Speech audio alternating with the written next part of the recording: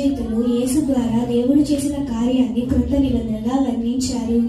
ఈ నిబంధనకు వ్రాతపూర్వకమైన నియమాల మూలం కాదు, కానీ దేవుని ఆత్మ ద్వారా కలిగే నూతన జీవమే మూలం. యేసు అనంతరం సుమారు 100 సంవత్సరాల తర్వాత క్రొత్త నిబంధనలోని పుస్తకాలను రచించడం జరిగింది. యూదుడు నజరేతువాసి అయిన యేసు ఈ పుస్తకాల కేంద్ర బిందువు.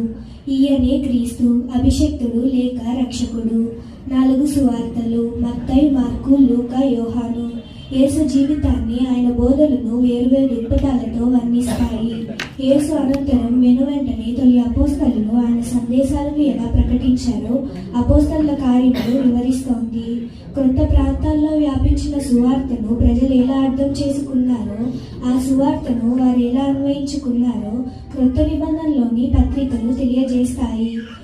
తొలి క్రైస్తవుల అనుభవాలను కూడా ఈ పత్రికలు ప్రతిధ్వనిస్తాయి. దేవుడు క్రొత్త భూమిని, క్రొత్త ఆకాశాన్ని ఆవిష్కరిస్తాడనే నిరీక్షణతో క్రొత్త నిబంధనలోని చివరి గ్రంథమైన ప్రకటనతో